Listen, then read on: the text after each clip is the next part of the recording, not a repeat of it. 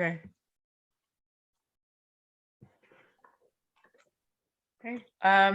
Welcome everyone. Becky Cook, Nakatamākawiyak, Misipawistik Cree Nation, nakatamākawiyak. Ni kiskinomākēwin ni kiwētotētān kita totaman wahkotowin. Ni nakatamākawiyak kiwētotētān ogimawa kapea ayamachikota. I just introduced myself. I don't speak a lot of Cree. I wanted to give thanks to Creator first. That's what I've been taught. And just to let those who do speak Cree, I hope they understood that I'm still learning, and so I can speak a little bit in Cree, but not a lot. And just to thank the elders and the knowledge keepers that are here with us for sharing today. And I'm not gonna talk a lot. I just want to give the elders and knowledge holders here as much time as possible to speak. So first off, I'm going to invite, sorry. First off, I'm going to invite Ron to speak. And Ron Cook is a first language speaker of Ininīmowin. He was a fisherman on Lake Winnipeg before he became a teacher of Ininīmowin. He is a student and he follows the instructions of the elders to learn what the language is saying about the ininiw and their worldview. He has followed the traditional path for 40 years and is a Sundance chief for the McKay Lake Sundance in Grand Rapids, Manitoba.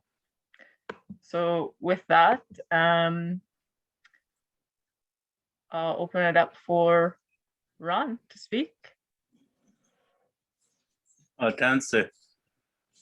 Ki wahkotowin nakatamākawiyak wahkotowin. Misipawistik Cree Nation. Ininīmowin atimwan magangagan asimon nakatamākawiyak ininīw. Ayu wahkotowin tansisi wahkotowin kiskino. Ega tansisi wahkotowin kiwētotētān. Kitawapatitayak utaskik. Egonani saite chegetiatsak enatuk swak kiwinomākēwin kinano nisoma itagawiyak kigawi no kiskinomākēwin no maski kigawi no kiskinomākēwin. Ego ispioas sentaiget. And no taps question when Gagimitiminigot megos Gawi at pizza. I don't know 10 Magan knows what taps question when ego tend them the Nastag a skik Ketia Musuma Puma Exinina Nagi Tutamax spin seminar Nagagin Tiget. You ten and ma.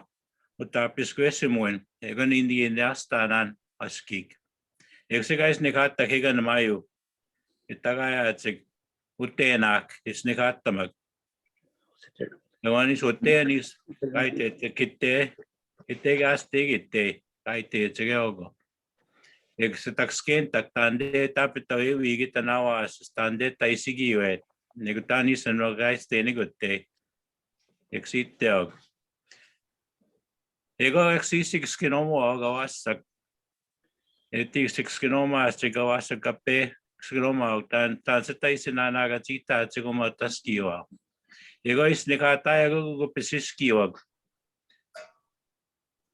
Ayu ego tatu stigiskintagan tan setay si apasiayako tan setay sigistenemayako. Umopyagawi ato tamanayo musa kagis nikasuta musa. Tanseisnikas tanehioksisnikasat. Umagi pehtamani naatsemuin. esa gayasesa musagesa waskana pogo ta migo apik etetepskak. Agonesa getatwen kavega esa kapistanaski esa ja kapistanaski esa spogan. Agonis spogan and pepitega to hegotais kise muso kise ya peota tena te ona spogan mo ma piskene me ona kise ya peota pe poegota tatto muso etis panita nam spogan mo te piskene me oni muso patma ego to agene pe pona asko se ego te at wina gi uttenewani kiwena gi uttenewani spogan ona pito te agone ga gana ap me gotani ya kise ya pewa Kiksken tena tanse ai totta manetta. Agone ni pai yakita. Anma ispogan otaga pitotat. Ayo i pesitso achega ni umachi waga utawa pahiga vitagos kigito. Ega getschemochek. Tamina ya ko kipmatsi wenda. Giagone utana tanas pagana wasagu cheiten tamina chekip matsi wen. Agone ni pai yakita. Agone mana agene pipona asko sana mona aspe tentam. Ngandoi ma Mr. Miha asatsapo. Tawani te nigi nosko ga tanito. Ego spago na ga mauta ga yakito. Tene so kinga sebeba tana ne machio mona aspe ga so kimbata. Wa no ninga na gata ogito. Mona moi katinga ga sitini ga gito. Agona masa go te sa ge sepa ne ga pet. Ka pe a chiga ni machio ga gota. Se puea mo nam musa. Agone gota maga esa giat maskawate ya esa na kuna. Egitte ke ta wane gito me yakat. Tape butta hus pimbata ganio. Tape butta hus kuni pimbata gania ya. Umachio go same gis higmena. Tene so ke pimbata ego na musa tene makta e pa pikskret e tatto se ke na kuna. Tene a makta ta pimbata pinisk sagus higas tene ogani umachio. Agone go tagi ni paewa. Agone ge macet tasika ogevata.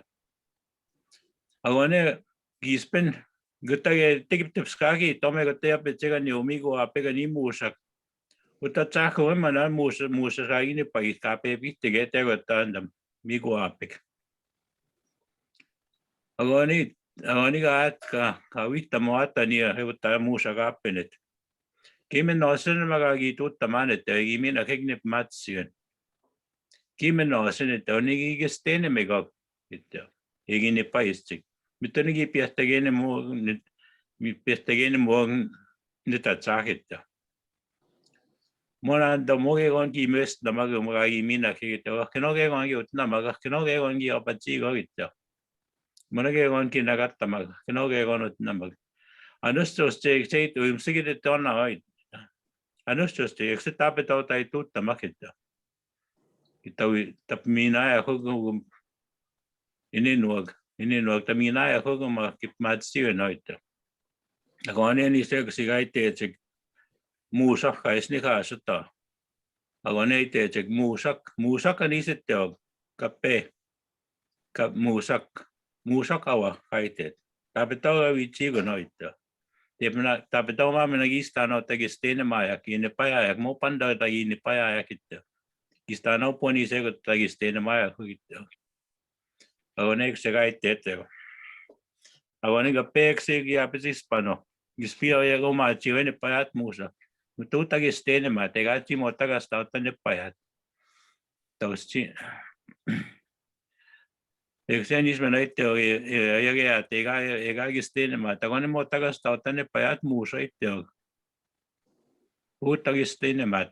Puga es puta wapasiat. Mona pandau po ite. Oni sa gagi sia tamaga yakistano musa tayat. Tapito tawichi ga haite. Agone on ma piagaviata taman. Ayumena piagiata tagayao. Yago tagetia te segiatse mustavitoma. Tanchis nikata na maskwa. Tanchis mo igis tanam kana tabe puaga na sitas te tansi ton wakan mamaskwa ito. Mitter po tagis kenit taman ke konan mamaskwa. Tansi ton wakito. Agona niska kenoge gona namaskwa gami itet pigwatsa ihito. Maskikian magami itet. Metten tenaga oni ettagone meske tene pat winen mettene spagayota. Bakeno agona maskikiga imitet go tastio. Ego ispiautin ist maskoito. An ma winen uttenamak. Ego taustiga ustaatik maskoppi miitteog. Agona is maskikiga kenoge gona imitet. Agona eksiga is nikata ego no maskoisen.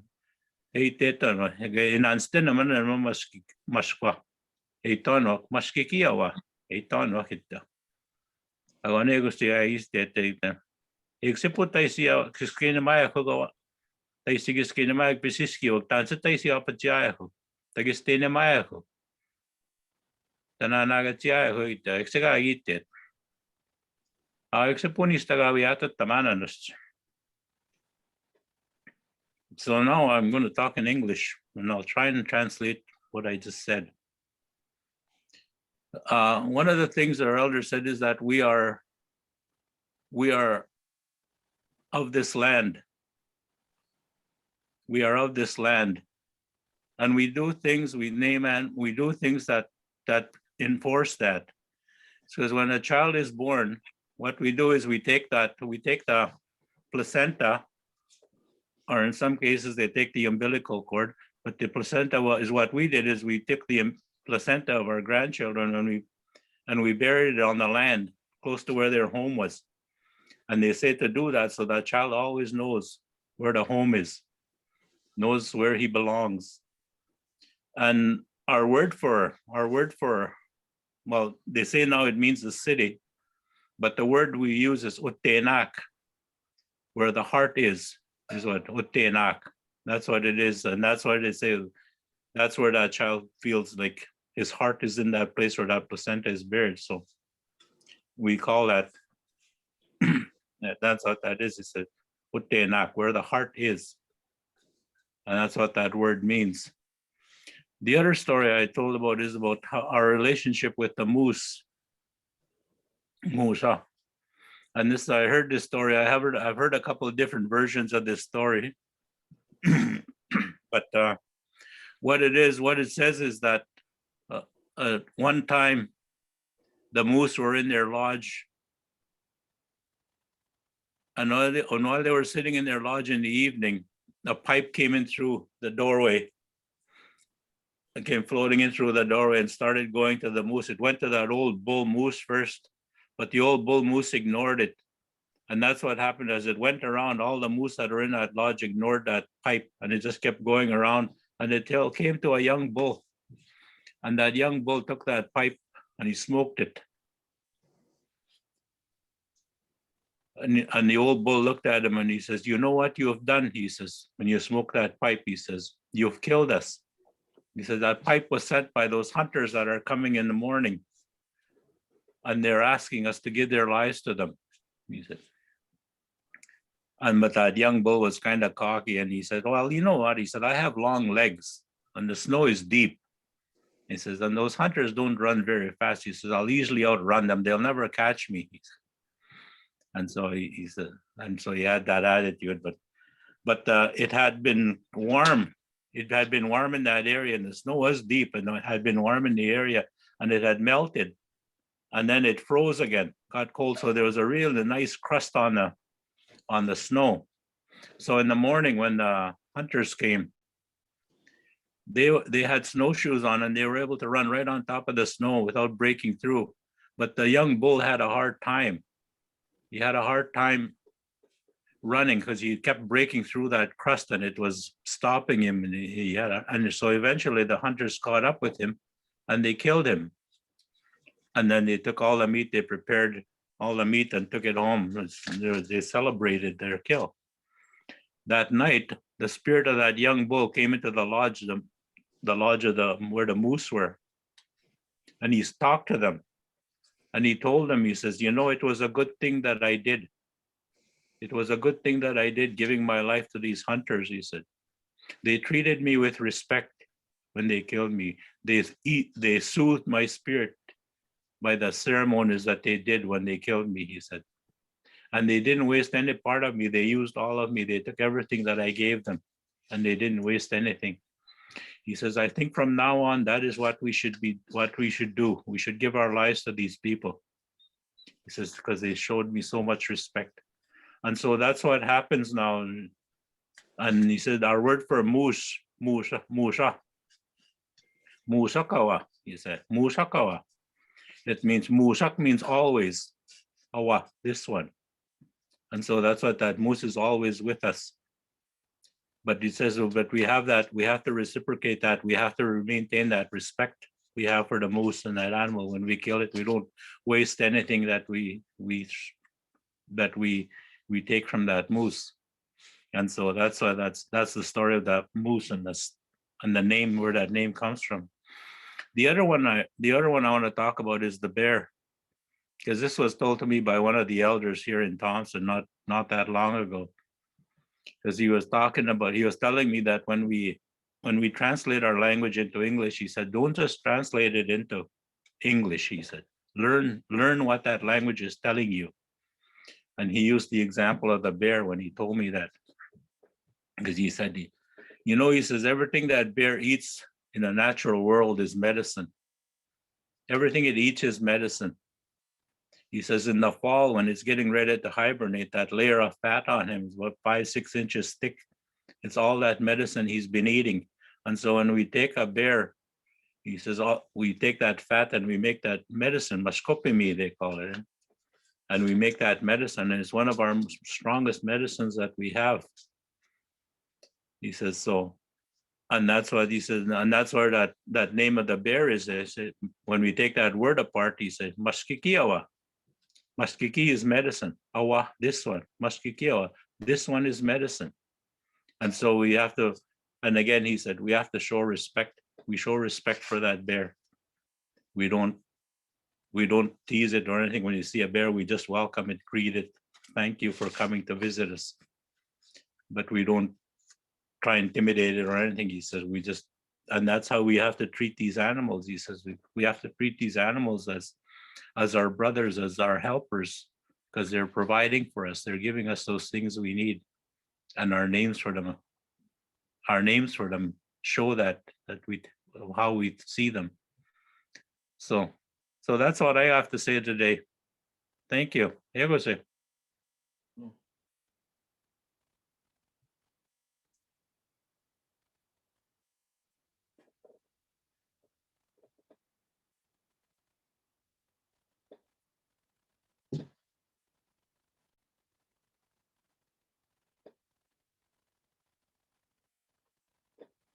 Can't hear you.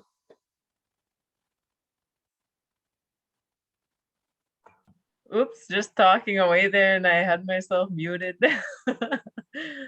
Kinalas Kumandan Ron.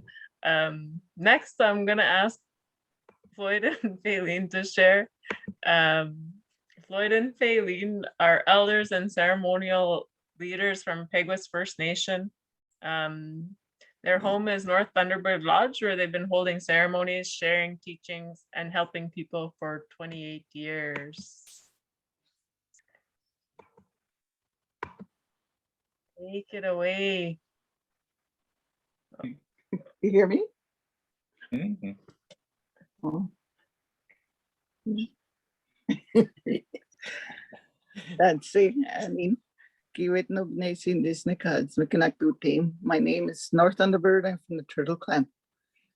And I've been so looking forward to this session to learn and to hear and to understand and share whatever it is that we can.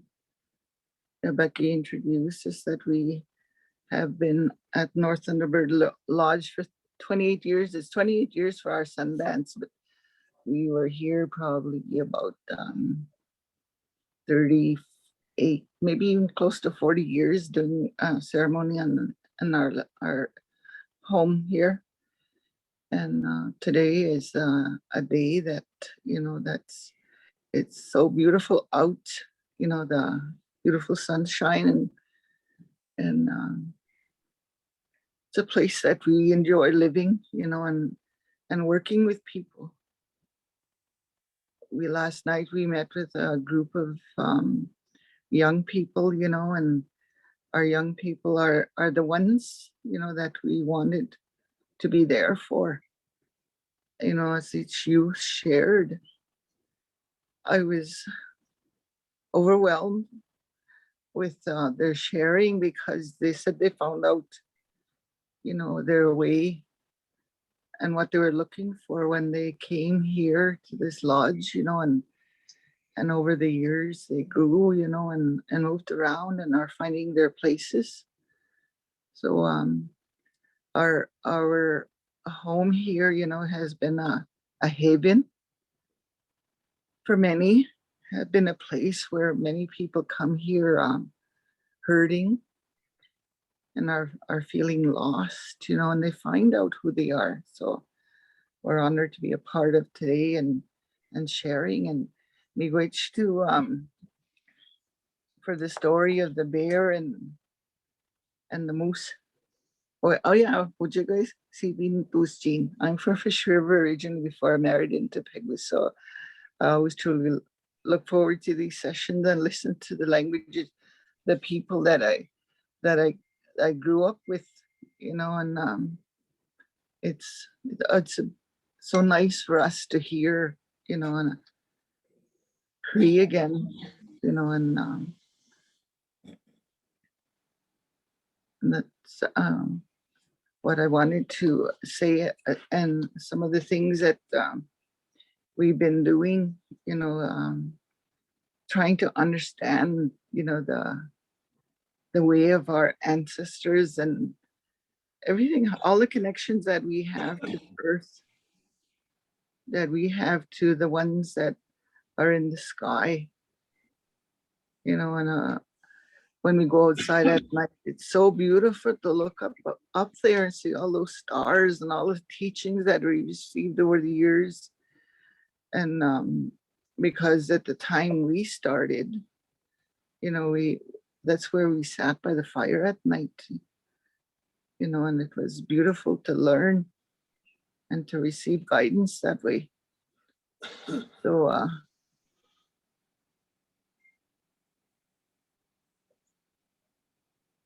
that's Bonjour, my name is Ochekwi. I'm from the Elk Clan.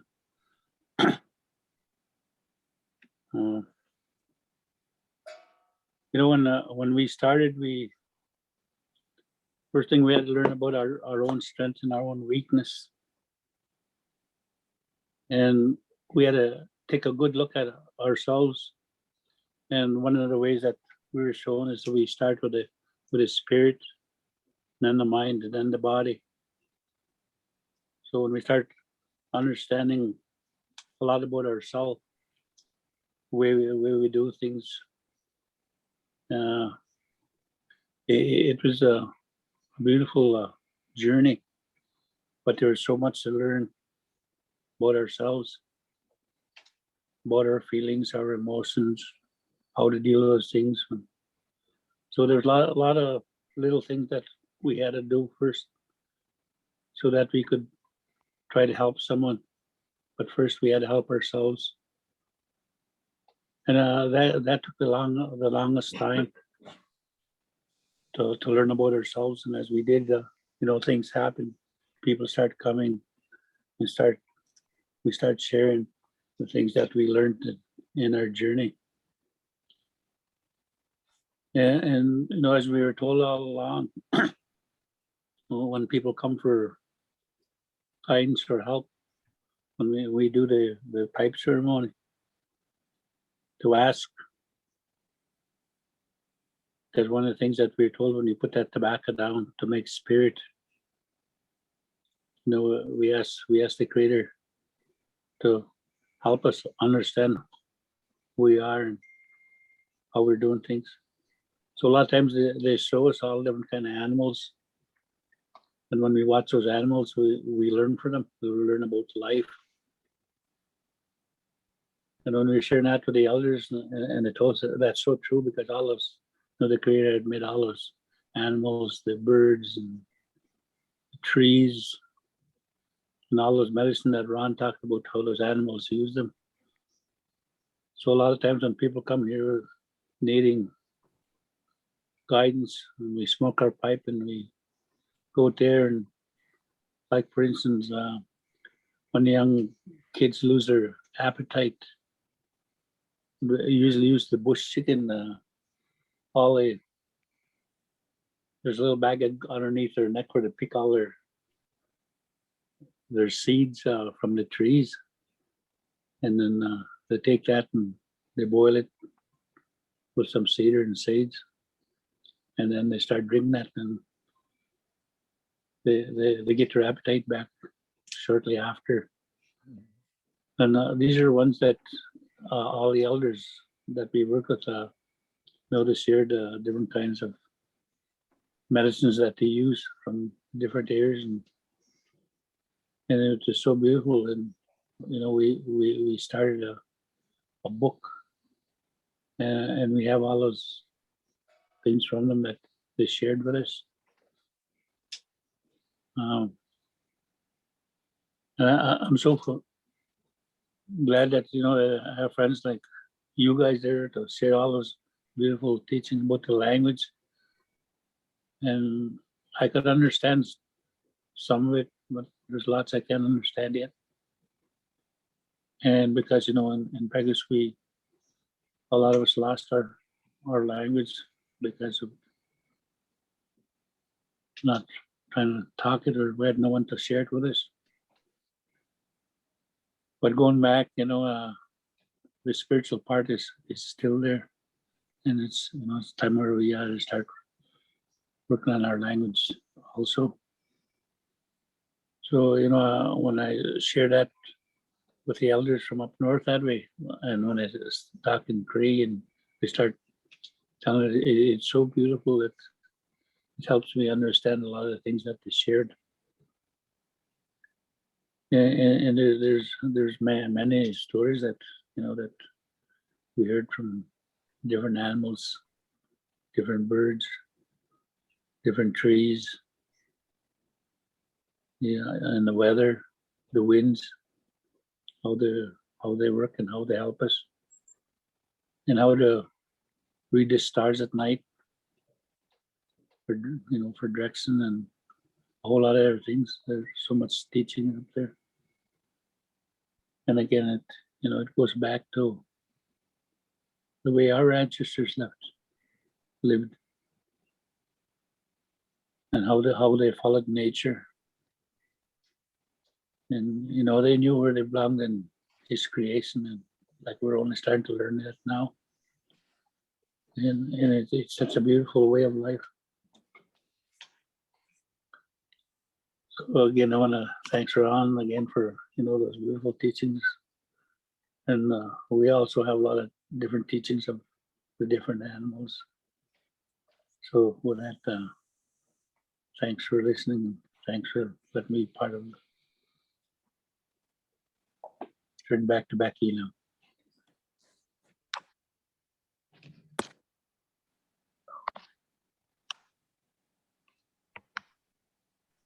You want to share something? Kinomākēwin now. Well, Lloyd and Faylene, thanks for sharing. I know some of you might be wondering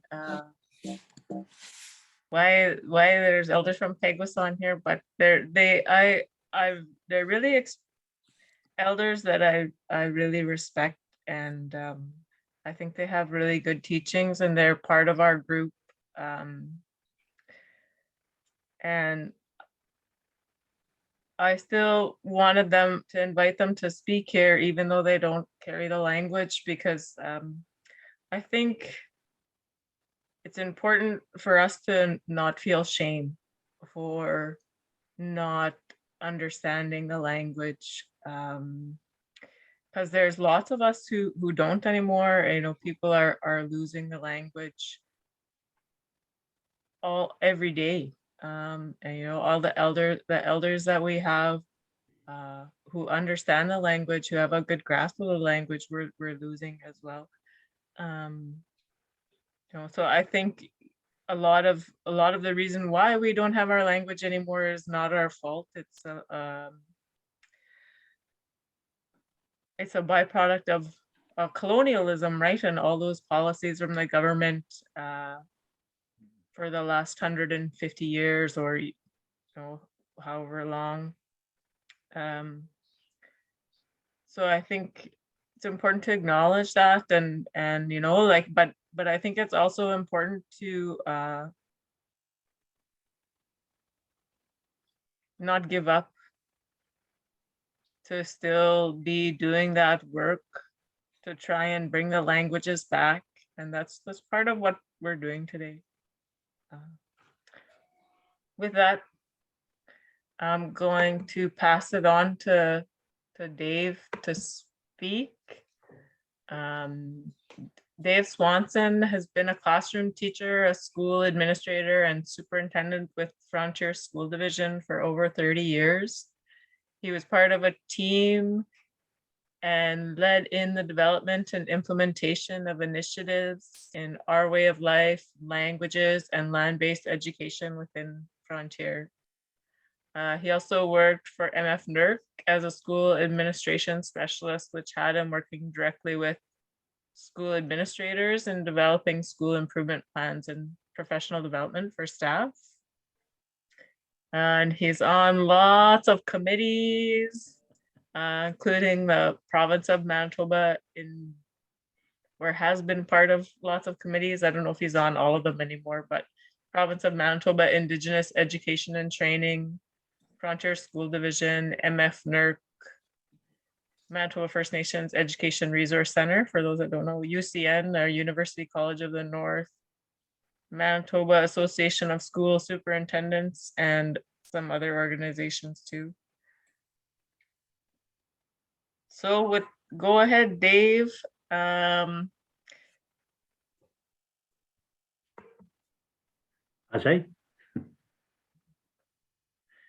Yes, I. Agus tabegas nas kumitin taki. Nas kumon ni stautan nakatamākawiyak da be kiskian. Beneso odea seni askia oasis des nakatamākawiyak Kinosao Sipi Cree Nation. As Becky has mentioned, my name is Dave Swanson, and I'm from Norway House, Kinosao Sipi. And it's good. I wanted to speak Cree here, but I know there's a lot of non-speakers here, or the ininīmowin. So I guess to save time, I'll for questions and stuff, I'll speak English for what I want to say. The first thing I want to talk about is I know Becky had mentioned some of the things that the reason as to why we're doing webinars, we're meeting, we're talking about kiskinomākēwin, our languages, and what we're going to do about them. When we first started talking about this, we said that what do we need to do? How do we need to work this to look at our languages and reviving them and retaining them, and just getting people to see that, I guess, where we're heading if we don't do anything. So when we started getting together and talking, saying, okay, what do we call this? And we decided to call it kiwētotētān. And what does that mean? Well, that means that we're going back to that something that we left behind. We didn't forget about it. We didn't throw it away, but it was something that because of everything else that have happened with our people, our ancestors, and all the policies and residential school and whatever else, all the other things that have been factors to trying to change who we are. So we left things behind for the time being, and it was time for us to start going back and picking these up again. And kistom is it at an askena kistom that the modataya kistom that the tutamag pe nakatamākawiyak. And when we started talking, and it gave us an opportunity to start looking at some aspects of our languages. And Ron mentions talks about a little bit of the stories, a little bit of the animals, what the names of the animals and the meaning of that. But we started looking at other areas, the trees, the berries, the fish, and so forth. So and currently right now, that's what we're working on, is that how did the fish or the birds or the strawberry, not the berries, I meant, how did they get their names and what do they mean? So that's what we're looking at and we're working on right now. And it's certainly interesting, and I think it's important for our youth and our people that don't know the language to start learning about this. I wanted as well to talk a little bit about perspective. Perspective meaning, we read about ourselves in history books. We read about how we're described, or how the in history, I guess I'll call it, has been kept in the books, in the schools that are being taught in post-secondary facilities and so forth. And everything that I remember me going through the school system and into post-secondary as well, everything that I read about our people was through the perspective or through the eyes of non-Indigenous people. So obviously, that it was the way they seen us, or it was the way they seen things. It was the way they understood things, and it was the way that they saw it, and it wasn't from our eyes. So it was different from how we would say it, was different from how we would understand it. And there's lots of examples of that. And I'll give you one prime example of which was I always found funny, not at the time when I was reading it, but later on, when there was something written about first time maybe an explorer or the priests or the fur traders traveled out into the wilderness or into the prairies or into the mountains, how the beautiful landscape, untouched nature, endless bounty, and so forth. That's what they wrote down. That's what they seen. That's from their perspective, untouched, it says. But from our perspective, when we take a look at that and we start thinking about that, that's how we left it, because that's how connected we were to the land and to nature. And we only took what we needed to take and used what we needed to use. We didn't come out to clear cut to destroy anything, or just take things en masse to benefit or for money or anything. So that perspective was different in that sense. And the other thing that I find is that when I mentioned the priests, the fur traders, the explorers, when they came through, and it's kind of, I guess, when you start taking a look, reading through the history books, when you're reading through the archive information, some things as well that are written on there, and one even we could look back at the 1870s, 1875, around that time era, when the treaties were signed. The understanding of our people when they signed the treaties, it was to share the land not to sell it, not to give it away, because it wasn't ours to own. We didn't own it, but it was us. We agreed to share it. But in you know, there's books out there that from our, I guess people are starting to look at it from our perspective now. If you happen to read the book 1491, you know, the author makes an attempt to look at all the previous, not all of them, but some of the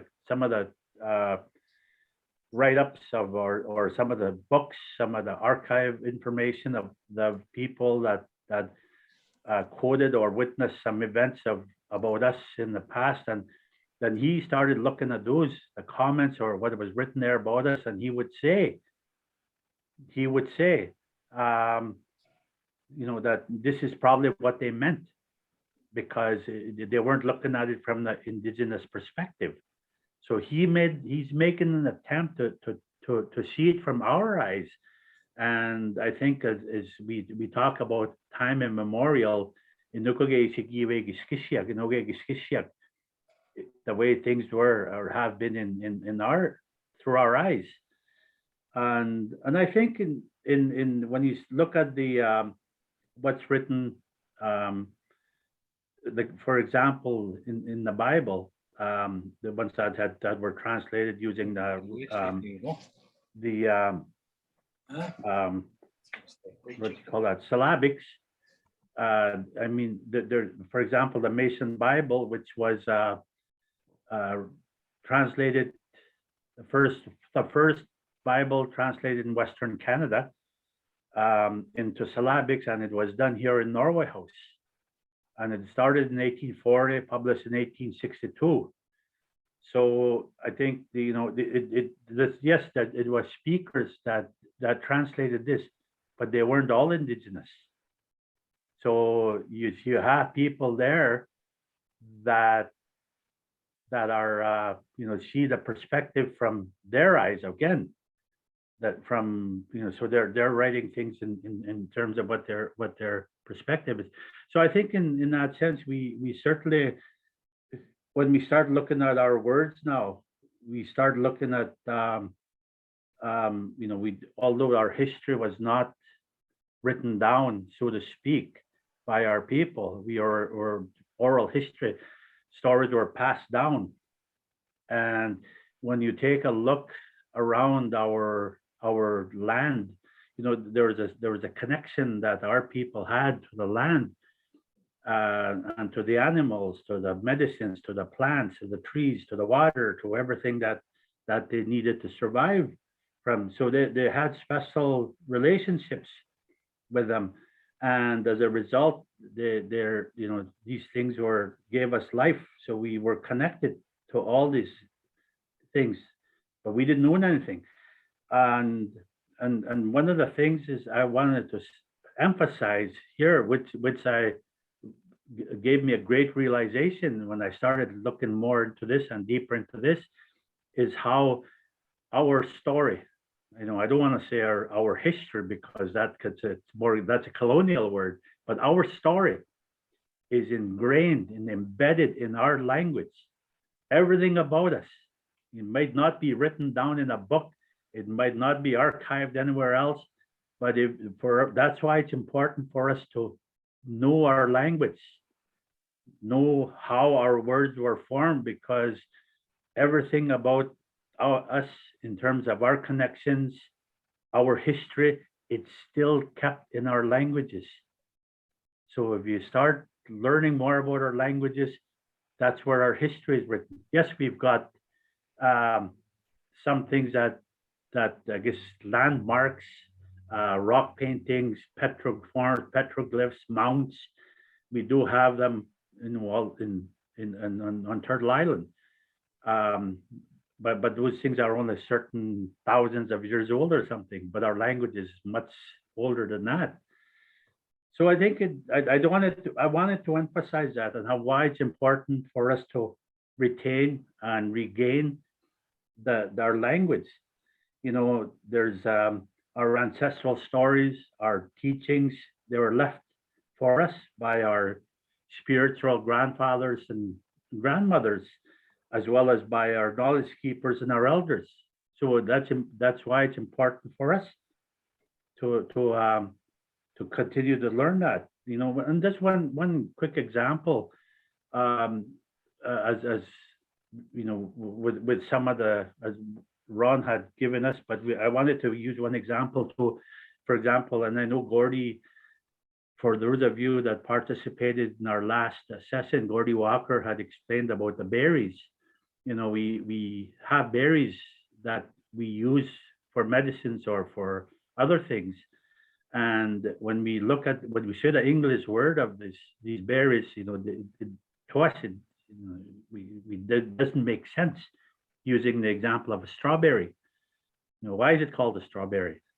Other than the berry word, berry, that's the one thing we understand or we recognize, because the strawberry is not made out of straw. I don't know why it's made. I don't know why it's called strawberry. But if you say it in our language, Betehimin, we know, and our people know that this berry is good for the heart, the berry, the roots, and everything that's, it's used as medicine. It's a heart medicine. So that's just one example of our words that we need to go back to. And I just wanted to share a quick story. I was doing some reading on other Indigenous people around the world that were working on revitalizing their languages or saving their languages. And a sad story I read on CNN this week, last Wednesday. One second here. I wrote it down here. I read on a 93-year-old woman. Her name was Christina Calderon. Yamama language in South America, extreme south, in Chile, Argentina. She was the last speaker, the very last speaker of their language, the Yamama language, and she died. So their language is, I guess you could say, with her death, that there's no other speakers left in the world. And I thought that was so sad, to read that. And then of course, as I kept reading and researching, another story that was interesting that I read. One was from Hawaii.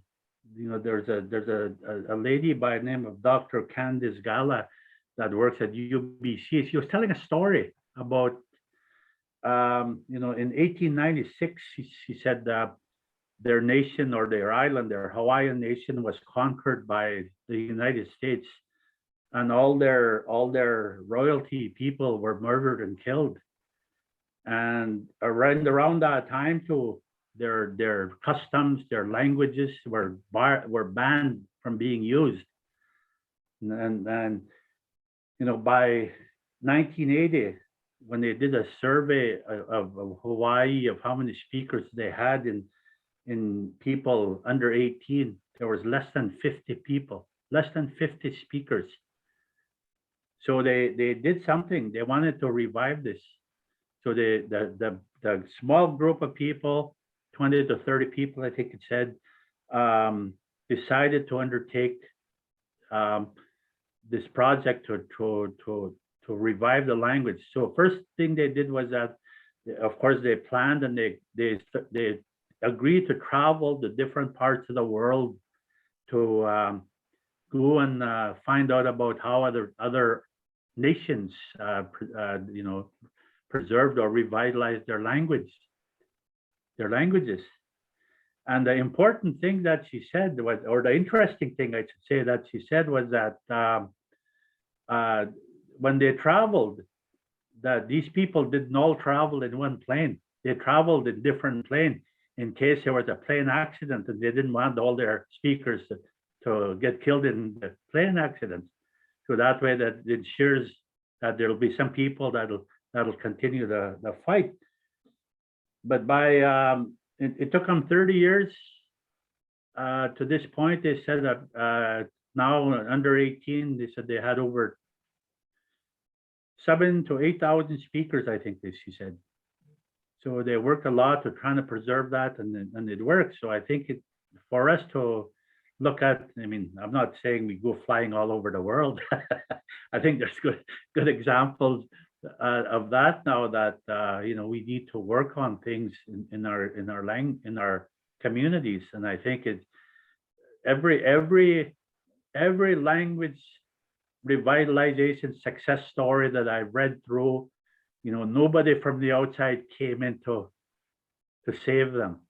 It started with them. They started with them doing it in their own community and grassroots level and expanding and building from there. So I think we could learn something from that. But that's about all I had wanted to share. But that, I think I guess the main point or the main thing I wanted to share was that our story is in our language. Peguis, kinomākēwin. Thank you. I'll turn it over to you now, Becky. Okay, thanks, Dave. I guess we'll just go into the question and answer. We've got a couple of questions already and some back and forth going on in the chat. Maybe I'll just point out, Grace made a comment in the chat that we use the term Cree, and Cree is actually not a Cree word. So that's why in some of the stuff we're sharing about the webinar, we use ininīmowin. That's how we I guess in the N dialect anyways, that's how we identify ourselves as ininiw, and ininīmowin is when you're referring to the language, I guess. I don't know if I'm explaining that right. And then sometimes you'll also hear like ininīmowin. I know in the plains they use I say it a little bit differently. The Y dialect there. But yeah, we might also hear ininīmowin in the north central Manitoba area, I guess. But yeah, Cree is not a Cree word. We should stop using it. That's what Grace said.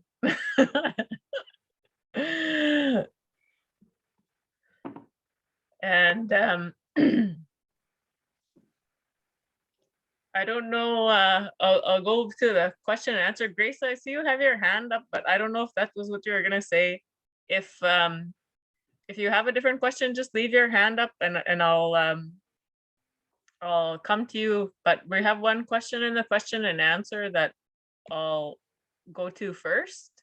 And then I'll just leave it to open it up to any of the panelists. The question is, could any of you share teachings about what happens to a person's spirit when it leaves the body to go to the spirit world? And I kind of have an idea of who would be good to answer this question, but I'll just leave it up to the panelists to share. I'll just share something. Uh-oh, did we lose them? I think we did. Any of the other, so Floyd and Faylene, I think we're gonna say something about that, but we just lost them. Any of the other panelists, Ron or Dave, do you wanna say something about that?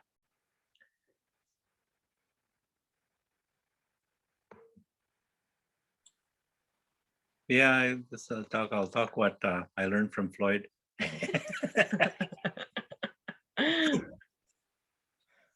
But this is like we are the elders tell us we are only here for a short time, and like this is just a temporary place that we're on this earth.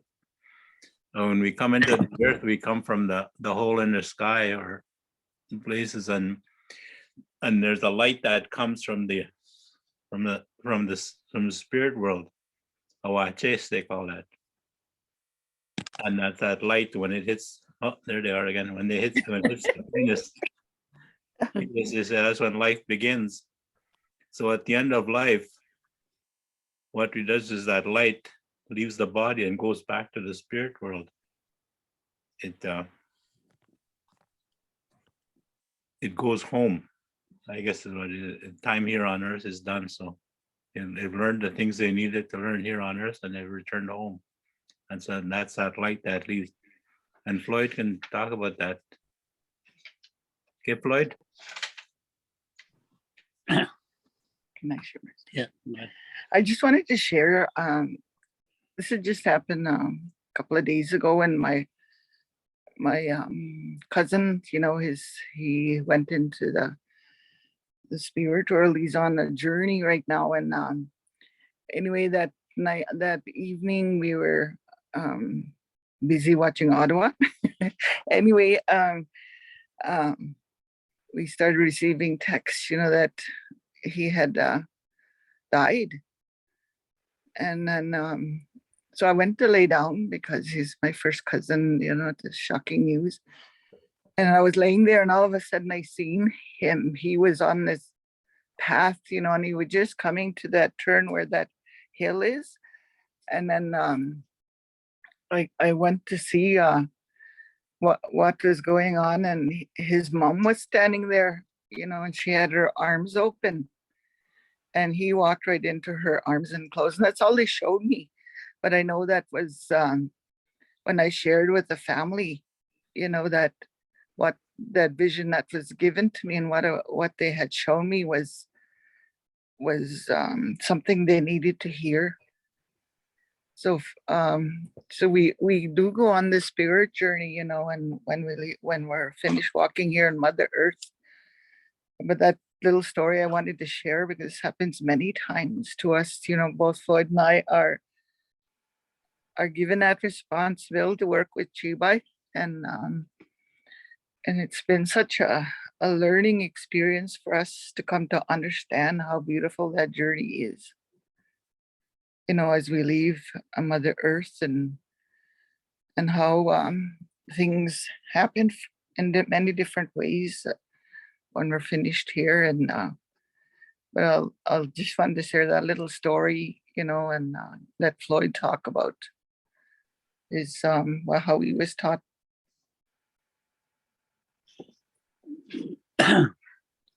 Yeah, it's something that we don't talk about too much, but we do it when people pass on, or before they're born, especially when a woman's born, when the family or the husband is working and he wants to be there for the birth of his child, that that gift that the Creator has given them. And they come and see us, and they pass tobacco, and we do a pipe ceremony. And the Big Dipper, where there's 4 stars, there's a light that comes through there, travels through there, and it comes down and it touches the woman, and that's when life is given. That's when the baby is born.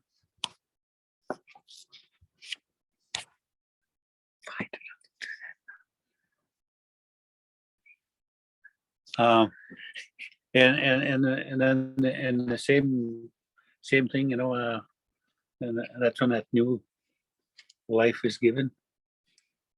And again, when they start, you'll see a lot of the young kids, the babies, they're still connected to the spirit world, and you could see them talking and laughing when they're laying down by themselves. They'll be moving their hands and laughing and doing things.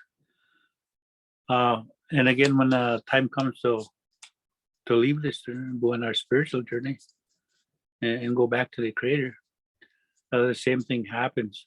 They to go back to that same stage where, you know, like we've talked to a lot of elders, those that are passing on, and they said, "Oh, my mom and dad and them are just outside waiting for us. They're coming to pick us up." And you know, we don't see them, but you know, we know they're there. So, and then when they pass on, you know, we use that special pipe. It's called chibai pipe. When it's giving them back to the Creator, and we thank them, you know, for that person's journey down here, and now it's time to give them back. And when we do that, we, you know, we open that doorway to the spirit world, that sacred fire, and we put down our tobacco in the name of that person, and we open that doorway. So all those that are in the ceremony, you know, they could talk to that spirit as it leaves, because a lot of times we forget during our journey that, you know, to tell them we love them and we care for them and we do all these things. And a lot of times we forget, and when someone passes on and said, "Oh, you know, I should have told him this before he left," or "I should have done this or done that." So that gives them that time to do that within those 4 nights with that sacred fire. And then when, you know, when it's time again, and that's when we smoke that pipe. There's 7 levels, and goes straight up to the Creator and stops 7 times before it touches the ground. And that's when they're on their way back to the Creator. And on their journey back, they sing that traveling song, and they go back through those same 4 stars. And as they're traveling, they're going back, and it's a beautiful ceremony. You have to be in it to really understand it a little more. Talking about it, you miss a lot of it, because there's different feelings, different emotions, and it's a real beautiful way of life. You know, when we thank the Creator for that person and giving them back to the Creator now, and you know that those things that we learn from him help us on our journey. So we prepare. So with that, I think it'd be better, you know, if you come and join us to when we do those ceremonies. That's about the best way I could answer it. So it goes back to that place, like what Ron said, to that place where the Creator's, and you know, we want to go back to the Creator. Turn back to you, Beck. Thank you. Yeah, I think that's the same for any ceremony, right? Like, you can't just learn about it by hearing someone talk about it. You really have to go and be a part of it to really learn about it. Okay, Cameron has his hand up, so I'm gonna let you talk, Cameron. You've been trying to talk this whole meeting. You can unmute yourself now and ask your question. Tanse, kininīmowin. I just wanted to ask, like, I've been learning the Swampy Cree language for maybe 5 years, maybe 6 years. But one thing I'm trying to do is this summer I'd love to connect with ceremony. And I noticed that you were talking about ceremony in Peguis as well, also Misipawistik Cree Nation. So I was curious if like when ceremony happens and how I can go about trying to connect with ceremony, if there's a process I need to follow. Thanks, Cameron. Well, let's go to Ron and then Lloyd and Faylene again. I don't know, Dave. I know Dave attends ceremonies, but both Ron and Floyd and Faylene are ceremonial leaders, so that's why I was going to let them share. But Dave, if you want to talk after that, you can too. Okay, one of the things we say is that if you want to learn about ceremony, and this is how most of us learned, come and work. Bioscapes, those workers that keep those ceremonies, that make those ceremonies strong. The elders always tell us that we can't have ceremonies without the workers. And there's always a need for workers when you're going into ceremonies. So if you want to learn, if you're taking that first step, just come to the ceremony, pass the bucket to say, I want to help, I want to learn. And that's what you do. And that's how you do. You offer yourself to help. And as you go through the ceremony, you do all the different things that they do, you'll start learning what that ceremony and how you do it. And so that's all I can say is just come and help. And the ceremony, the Sundance in Grand Rapids, 3 days on July 1st. And then the Sundance goes from the 2nd to the 5th. So maybe we'll see you there. Yeah, we'll see you there.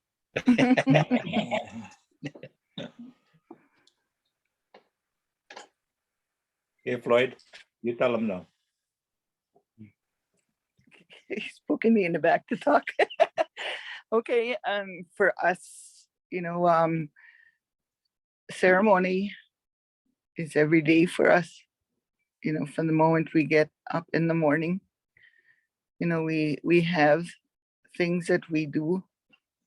There was a long time ago that my husband and I were involved in careers, and so dreams, and visions, we were sent here for a purpose, and so we started learning, and it was an everyday learning for many years, and sitting by that fire day in and day out, it was such a learning, and fasting many times. So it was a good way to learn. And but now, and we had young people start coming in, and being a helper, helping. And today, when we have our ceremony, many of these young people are the ones that, we passed it back to them, to lead this part of the ceremony or to lead that part of the ceremony. And, and so most of the time we're just, giving direction on what's needed next and things like that. So they've learned, by being helpers, the same way we did, learn how to provide, for others as they're searching, as they're healing. And it's I know it's hard being a Scab. Sometimes I switch back to Ojibwe here. Scabe, and I always say Scabe because I live in a Ojibwe community, but it's very hard to be a helper that way. But we learn so much when you're right in there, being a part of the ceremony, and watching what's happening and feeling what's happening. And many times we are gifted, to see and to hear what's happening in the spirit world. Earlier, they're talking about moving into the spirit world. One of my grandsons passed away a few years ago, and his choices in his walk of life were not good, and then he ended up dying from an overdose of drugs.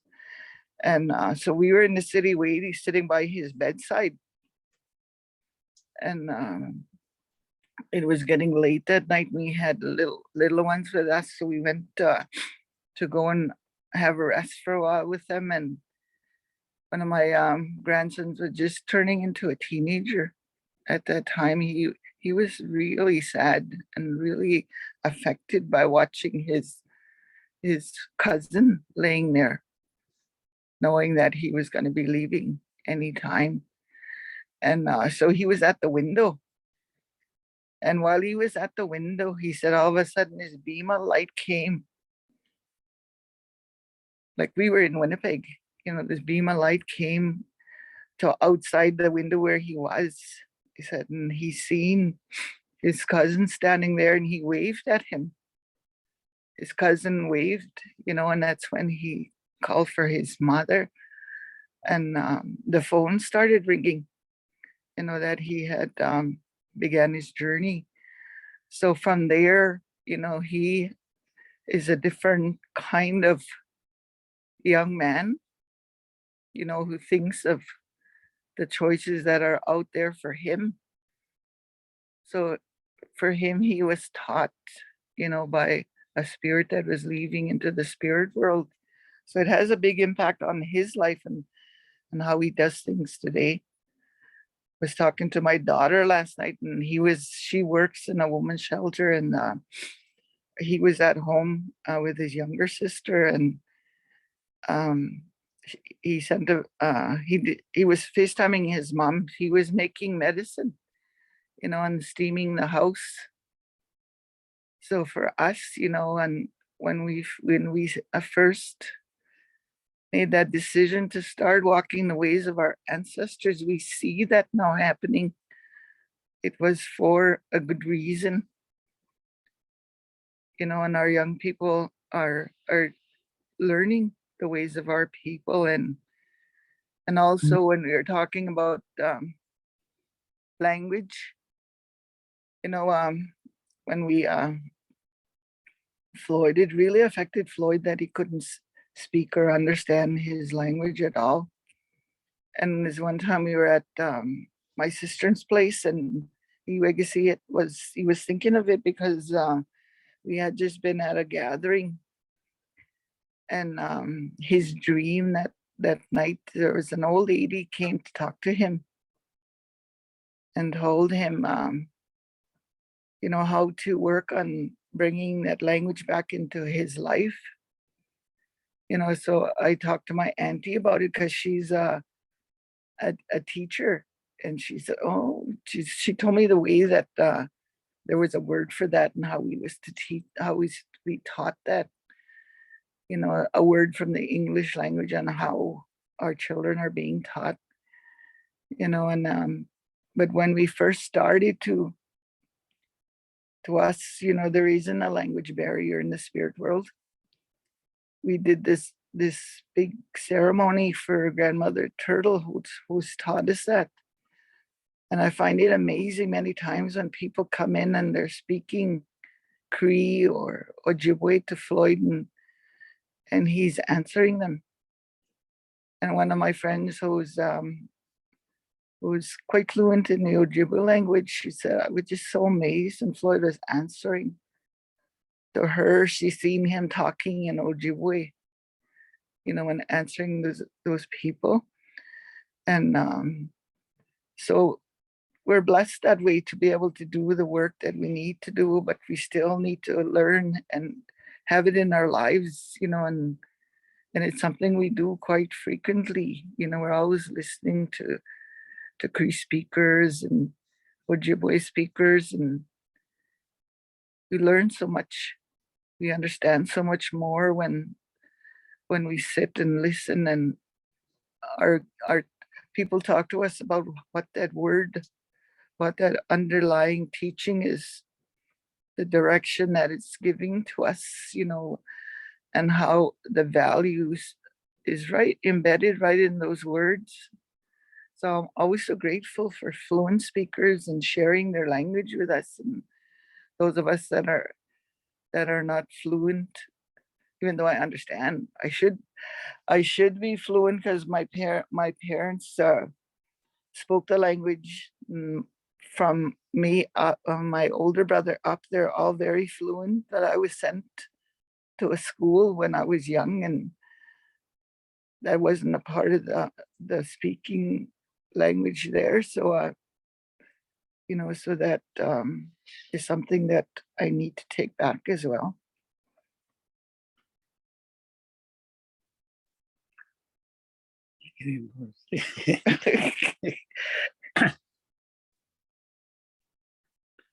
I got caught up in a whole bunch of things there when she was talking, listening to Ron.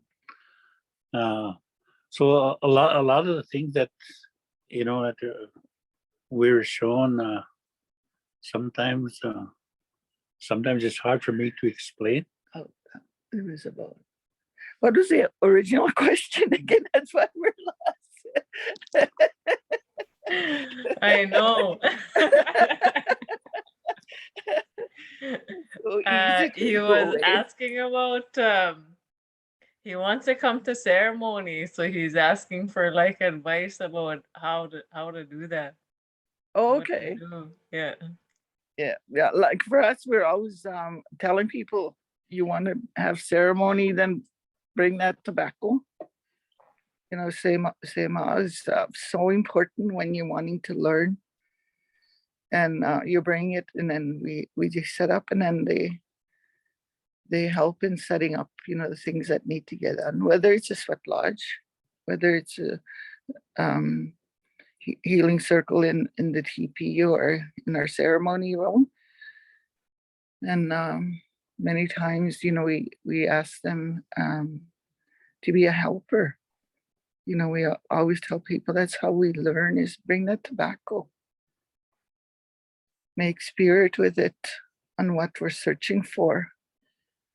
And I know it's difficult many times, you know, to make that travel to where, you know, things are going to be good.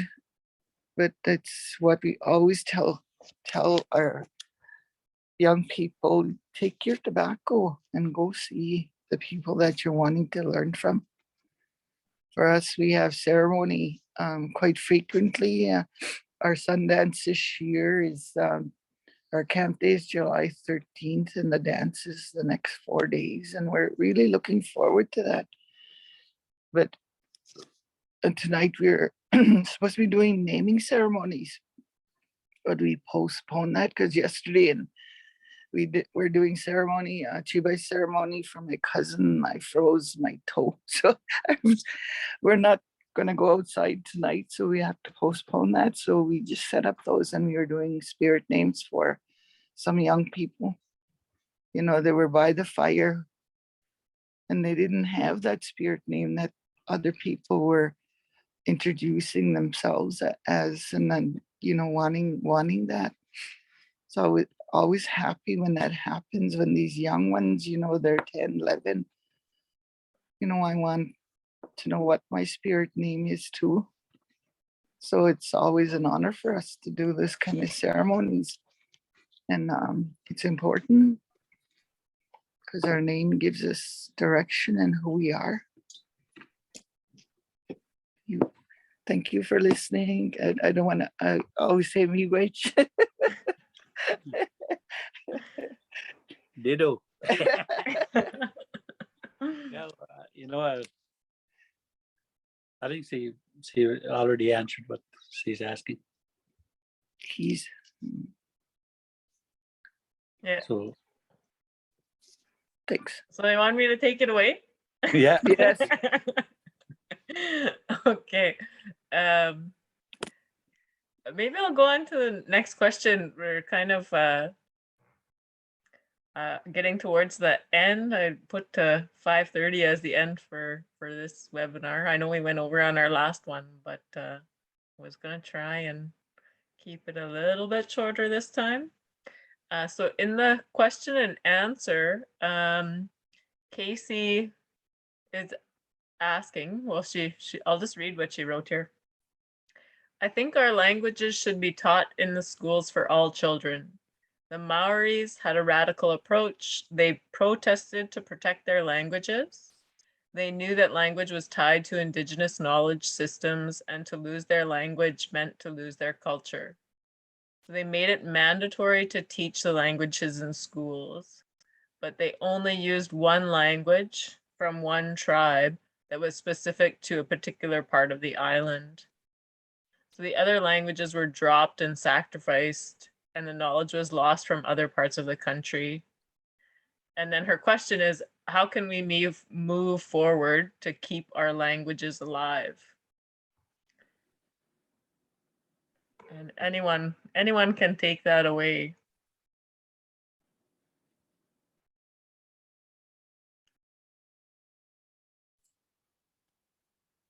I'll try. Nikaguti tanina. What I tell people like is we have to start using our languages. We have to get over that shyness that was embedded in us, thinking that we sound funny when we speak our language, thinking that people will laugh at us. We have to get over that and just start speaking it. And I always tell people, use the words you know. Use the words you know and build on it. Learn a new word every day. And before you know it, you'll be speaking more and more. But that's what we have to do. Pimitisahētān, mananditon. Pimitisahētān, ininīmowin. Nakatamākawiyak. Monta itenta magawianga pa pige spinne na yan. We know ni sa ito tahiga ni tagayut na choasa. We know ayete kayito ito tago who existe. The nepasiak, the ininiw. Because it's one of the things it's always one of the things that I think of is that was embedded during the residential schools and the government policies against our languages and cultures, is that they kept telling us that we were no good. They kept telling us our languages were no good. And then they made fun of us. They made fun of people, and they well, no. The very least, they made fun. Otherwise, they would punish people for speaking Cree, speaking ininīmowin. I'll try not to use Cree. Sorry there, Grace. Ininīmowin or ininīmowin. But to use that language and to use it and not be afraid of what people say, but just to use it, even if you don't say it right. One of the things when I was relearning the language after years of not speaking it, I was with an elder who spoke fluent Cree. And one of the things he did to me was he never laughed at me when I made mistakes. He would just gently correct me. He said, wahkotowin, he'd say, wahkotowin. You say it like this. And he gave me a lot of confidence because he never laughed at me. He never made fun of me. He just guided me. And I think that's what we need to do. And that's what I try and do with people that are wanting to learn a language. If they want to learn something, I'll guide them. If they want to talk. And because I find it's very hard to teach language. If you're just wanting to learn it, you have to use it. I don't know if that makes sense, but that's what it is. Use it in everyday life. When you're calling somebody, you say hastam instead of come here. When you greet somebody, you say tanse instead of hi. When you're leaving somewhere, you say kiwētotētān instead of I'll see you. Like those things, it's no big deal, but it is, because you're learning that language. You're learning to use the language, and you're learning, and it's becoming part of who you are. And I know that's one of the things that I find about myself is when I'm in certain groups, especially with ininiw elders that are speaking the language, my mind automatically switches to ininīmowin and I speak it fluently. And other times my mind switches to nakatamākawiyak, the English language, and I have a hard time speaking Cree. I use that word because I have a hard time with it. But that's what it is. I say, use the language. It's up to us. It's not like I worked in the schools for 20 years, and if we don't use it in the greater community, in the wider community, then it's not teaching in the schools, and that is not going to work. We have to start using it in the homes. We have to start using it in our lives. That's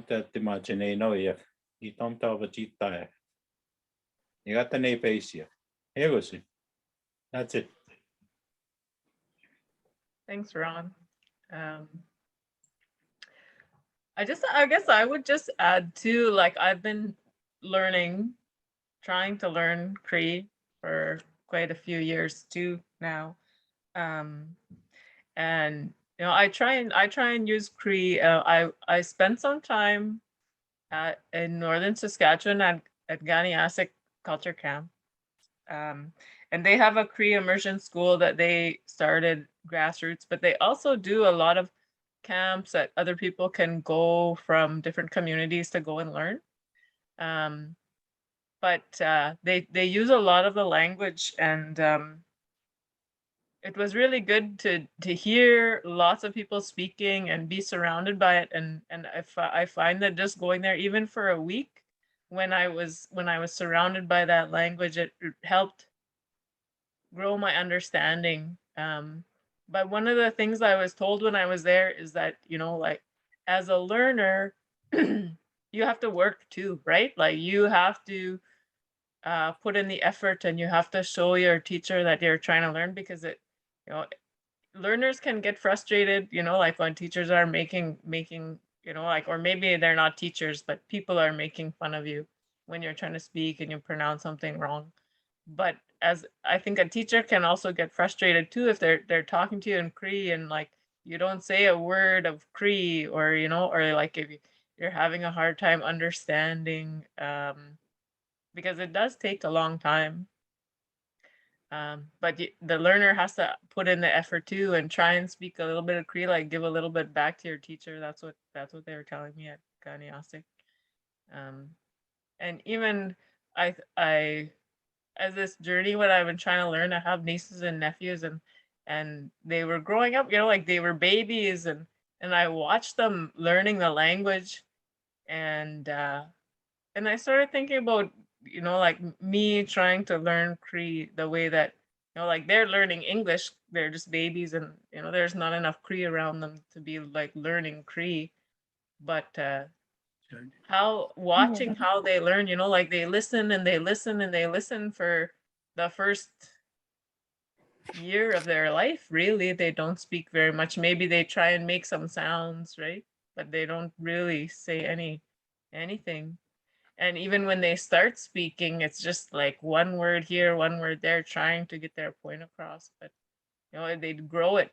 They grow it, but they're totally surrounded by it all the time, and it still takes years to learn. So you know, like when we're trying to learn this language and we're not surrounded by it, it is a lot harder. But I always try and encourage all the elders and anyone I'm around to speak Cree so I can try and learn. And when they speak Cree, I have to force myself to try and listen, because I know it's easy to just tune it out if you don't understand. And I think a lot of people do that, but you have to actually like listen to what they're saying, even if you don't know what they're saying. You have to hear it, right? Um, I know I'm not a panelist, but I just talk lots to answer that question. um, does Dave, you want to say something about that too? Okay. Okay. Well, I think one of the things we have to do is show the value of our language and have it visible. You know, that in every day in school, in the community, that we do. I mean, we take ownership of it. You know, when we start speaking to language keepers or elders or others, said one of the things that they tell us is that we have to try to make people understand that this is our language. This is our language, and we're going to use it as much as we can. And it has to be we have to be surrounded by it. One of the things that I've noticed, and then other, you know, in talking to other people as well, that we have to be careful in the sense of not Englishizing things too much, in the sense that they're using the terms in English. Okay, in ininīmowin, when we want to teach it, or other indigenous languages, when you want to teach it, then we start looking at we call it immersion, we call it bilingualism, we call it whatever. I say that we're limiting ourselves into what we're able to do or what we're going to do. But if we use our terms in our language, if we say kiskinomākēwin, then we're not limiting it to anything, because it's wide open, it's ours, and we're going to take ownership of it, and we're going to make sure that we teach it in the way that we learned it as speakers. So I think in that sense, you know, we have to make sure that I think by this day and age, and I always say this, man, when I work in the school system, that when we did something to celebrate Indigenous, anything Indigenous, we had to have a special day to celebrate it. And I'm saying, why? You know, we've been doing this for a long time already, that our Indigenousness and our languages, our history, our way of life, our everything should be normalized now, or normal in our everyday system, in our everyday school. So, you know, when we talk about our language, I think that it's going to be making sure that we have that language in there. And I usually talk about, man, when I was a junior high teacher, a grade A teacher, I had number of students in my classroom. I think there was 32 and 26 regular attenders. And of the 26 regular attenders, I think I had 24 that were fluent speakers. So my full day practically was Cree, ininīmowin, you know, teaching in the kids and the students in our language. That was, I think, one of the best times I've ever had in school. One of the, you know, in the classroom, to be able to teach in that way. So I think in that sense, we have to make sure that is always there. You know, we make sure that we use the language as much as we can. We surround it, we display it, we honor it, we celebrate it, and we do everything that we do. You know, when we spend so much time and so much money with English, we need to do that with our own language. And the word of advice I wanted to give, is it Cameron? Was asking about getting to a ceremony. We'll give you a map.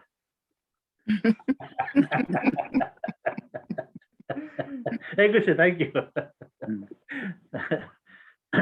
Okay, thanks, Dave. Okay, we got a couple more questions in the question and answer. Jenny's asking about if there's any discussions going on regarding control and ownership with language revitalization.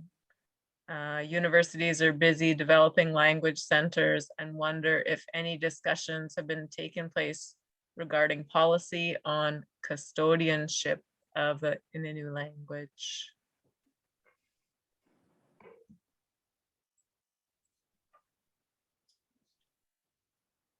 Anyone? Maybe I'll say something while you guys think about it.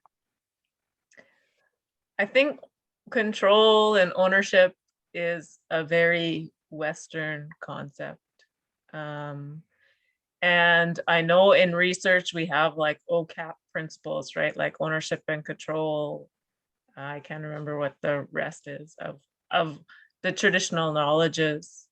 And I think that's important because universities don't understand that, you know, that's their way of doing things. They try and take that knowledge and call it their own. But but from an Indigenous standpoint, this knowledge is, the language is for everyone, you know, like that Dave was talking about the treaties, the land is for everyone. We don't own that, but I don't know what the answer is. That's just my comments, I guess. Like it's kind of a foreign concept, but yeah, we need to have a discussion, I guess. Any thoughts on that from the panel? Can I say something? Yeah. I think, well, first and foremost, I think we need to make everybody understand that we can't own, or nobody can own our languages. You know, I think that's one of the things. But I think that we need keepers of our language, of our systems, of our you know, archival information. And what I mean by that is that that if the universities or post-secondary facilities, I think they do a good job of keeping those and preserving them in a sense, I'll say that, but better than our own governance systems, our own communities, in a sense, other than creating speakers and keeping the knowledge in that way. But it's not always guaranteed to be saved in our community, because we have so many different other things that sometimes that become more important than our languages by whoever's in charge. So I think in that sense, like we don't, and I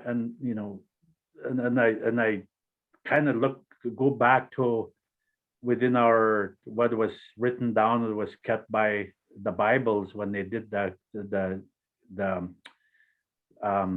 syllabic system and kept that information in that sense. They kept some of our words, which some of us are not using as much anymore. So I think if universities are going to keep the language, I think what we need to do, when we have our ways of life, something preserved or something that needs to be kept, we have a keeper. So I think in that sense, if the universities want to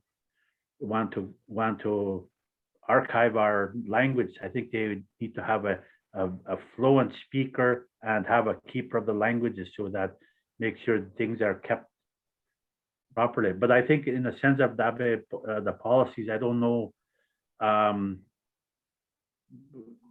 how you would write that, other than to write them in a way that you're going to keep them and protect them. And I think in that sense that it's not writing a policy to say that these are yours to keep or these are yours. I don't think that's going to happen. These are first and foremost our languages, and we can't have anybody tell us that they're going to take them away from us. Although they tried. Let me say, that's all I have to say. Thanks, Dave. Anyone else want to comment on that? I would like to share one.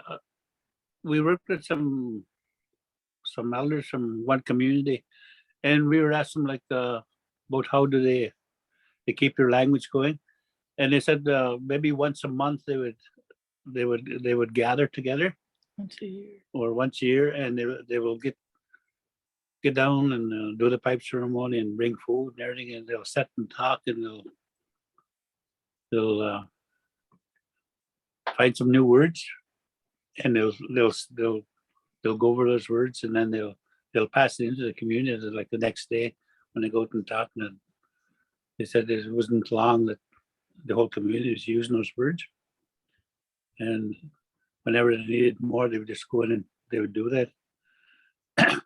So again, it goes back to ceremony, eh? Same thing, because those words guide us in so many ways, and the way when I hear you guys speaking about your ways, it's so beautiful, and I understand why Peguis has a hard time, because we don't know our language, and like just the names gives you responsibilities that you carry. So I think that's one way that go back to those ways that we were given. I like I said, I'm from Fish River, Ochekwi, and when a lot of times when I would phone my mom and ask her, what does this mean? And she would be so surprised, that's from the old Cree, she would call it. But when we're being given guidance, and asking for that direction, it would come in those words. And she would explain to us, what we are being guided to do. So so I understand when he's saying like the language has changed, so much over the years too. And I've noticed that with our instructors at school, our language instructors, that one is very fluent in the the old way, and the other one a lot of the words are Englishized or cut to make it shorter, and so we have to make sure that we take a look at those kind of things, and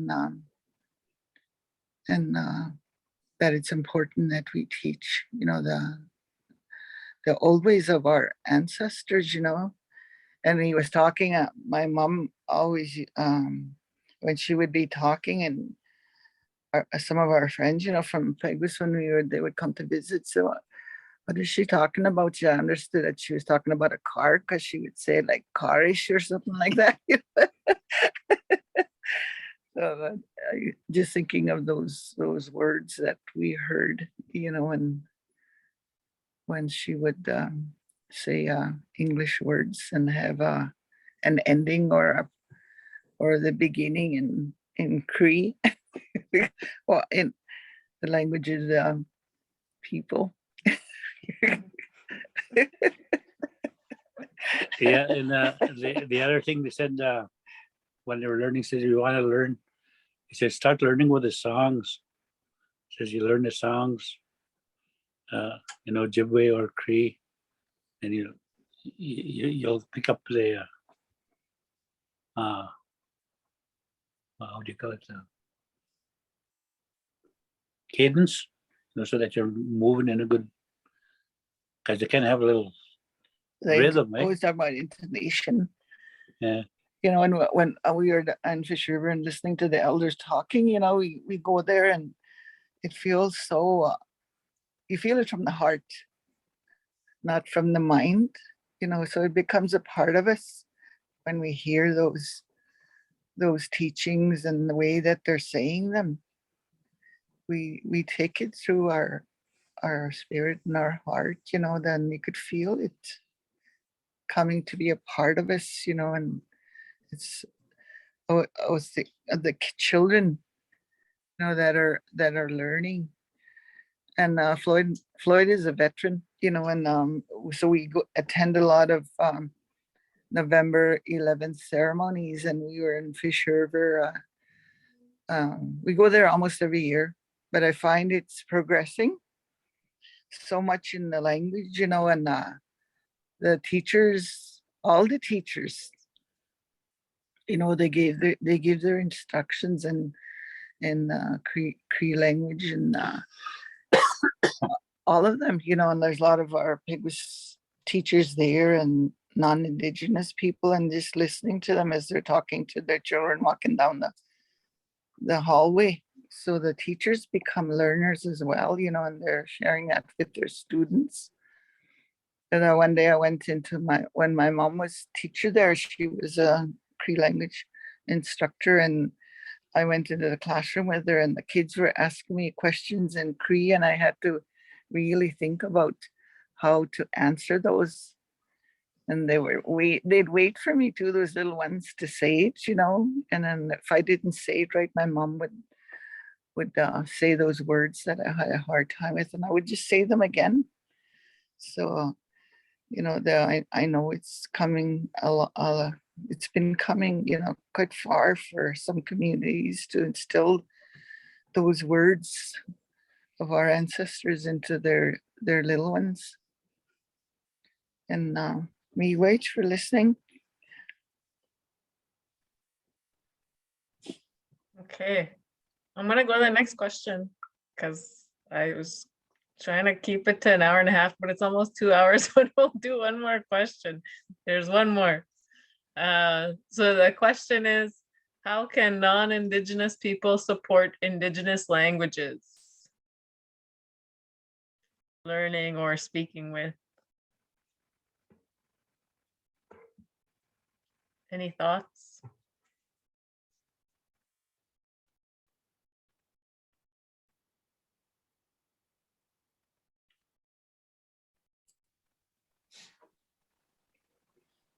I think it's just be interested. Be interested in the language. Learn the words, learn along with them. I know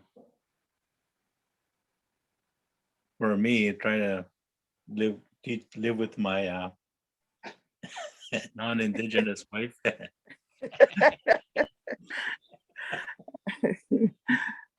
Is on the oh geez, I don't know what to say now. But just like this, know that we understand that this language is very important to us. It's our connection to the land around us. It's our connection to who we are meant to be. And to understand that, and not to minimize it in any way, but just to understand that it's an important for us as ininiw, Anishinaabe, all those different language groups. It's important to us that we keep the language and we're trying to find a way to do that. Like I wish I went to university to become a teacher so I could teach a language, but I wasn't a very good teacher. And even with my own children, like I still suffered from those blocks that were put in us, those mental blocks against who we are. And I'm slowly getting better at it, but there's still, like I said, there's still places where I feel like I can't speak the language or I have a hard time. And so as non-Indigenous people, then use the language, make us feel comfortable using the language. Or I don't know if that helps, but this is something that I say we need to get rid of those mental blocks. Like our people were brainwashed into thinking that we were heathens and all these negative stereotypes that we have.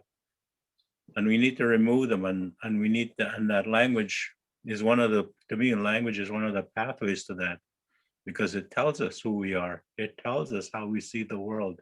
It tells us how we interact with the world. All those things are in the language. And the more I study it, the more I think I'm removing those blocks and getting more comfortable just speaking Cree anywhere, singing songs.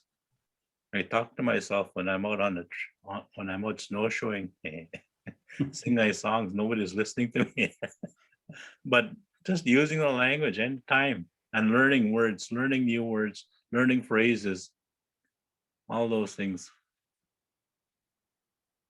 And in the case of my wife, she says, talk to me like a child.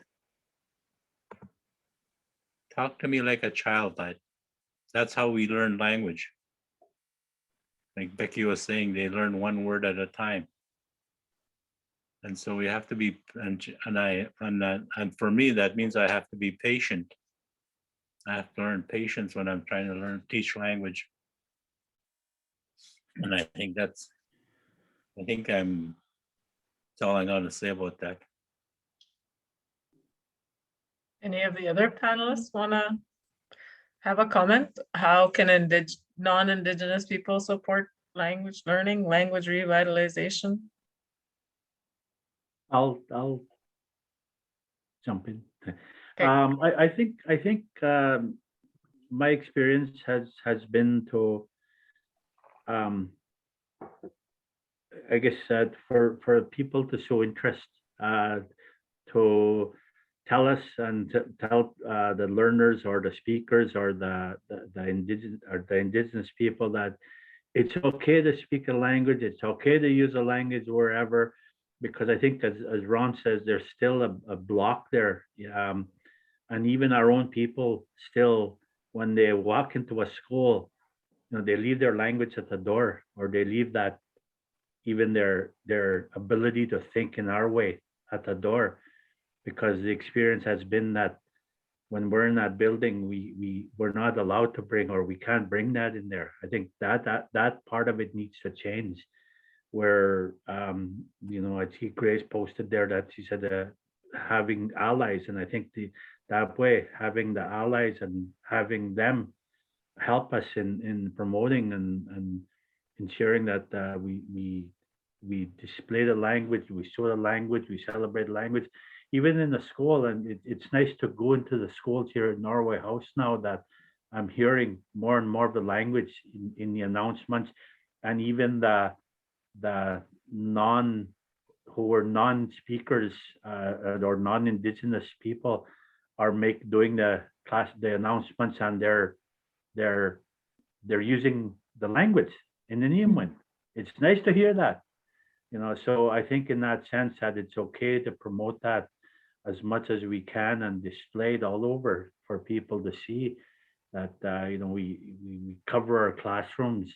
And I remember as a teacher, every possible thing in the English language, in science, in math, in social studies, and in all the other courses. Yet, a lot of times we have our language teachers travel, so they're not allowed, or they can't even put things up on the boards and bulletin boards or any place, and they can't even display their work. So I think in that sense we need to make sure that that part of it is done. And I think and I'm making reference to the school systems here, that we can't just let the language teachers be the only language teachers in there. Everybody should take responsibility working in this, especially if you're working in the school with Indigenous students, to teach everything and about Indigenous history, way of life, even the language, learn the language as well. So that way the students, learn with the students. So I think in that sense that we need to promote that. I remember in one of my speeches to all the superintendents when I was doing my speech in the province of Manitoba. That's one of the things I talked about, was that we need them, because they're the educational leaders with their school divisions. We need them to take that responsibility to their schools, to their staffs, to their parents, to their communities, that we need to teach about the proper history about our people, the treaties, the residential schools, and display anything and everything you can that's positive about our history, and our languages and our way of life. So I think in that sense, that's what the non-Indigenous people can help with, in us promoting and revitalizing our language and supporting it. Peguis. There's one thing I'd like to share before we go. There's one of the things that I've been doing for the last maybe 6 months is that I start wearing my ribbon shirt to work every day. When I go to work, I wear a ribbon shirt at different ones, different times. And a lot of them are asking me, wonder what my name will be. Wonder how my shirt will look when I got my name. And I was telling them, well, why don't you go and get your name and do the ceremony, and you'll find out. So I could see it. I see it change in the way the people from the church look at us. We talk with them and share with them. And some of them have ribbon shirts now, and some of them wear them. So you got to start somewhere, right? So maybe that's my little part to trying to help let people know who we are and our responsibilities. So thanks for letting me share that part. I was a teacher in the school for about 14 years, but I was teaching as a guidance teacher, and I would always greet the students, in the Ojibwe language, and ask them to sit down, and if I didn't know how to say a word, I would ask them, how do you say this? And they would tell me, and then they would teach me, what they're learning. So I know it is a way of helping me learn the Ojibwe language and helping them become more understanding of, what they're being taught. So a lot of times, as non-speakers, those are some of the things we can do with the children, and they are so, when they teach the teacher, you could see it in their faces that they are so proud of what they know. So that has to continue, with whether they're non-Indigenous or non-speakers. And it's so, when you watch the little ones, say all of these things to you and you say the words that they're teaching you, everybody gains a lot of knowledge. Me wage for for listening. I really enjoyed today, and I'm hoping that we continue to have these webinars, and receiving direction and guidance through the questions, and listening to each other. Again, thank you. Miwit. To all the panelists, to everyone from joining. I think it's 6 o'clock now, so we'll wrap it up. I also want to thank Celine and the Samuel Center for Social Connectedness. Celine's providing us technical support, and the Samuel Center for Social Connectedness she works for, and they also provide us financial support to do some of this work. So with that, I'll say good night to everyone, and thank you for joining. Peguis.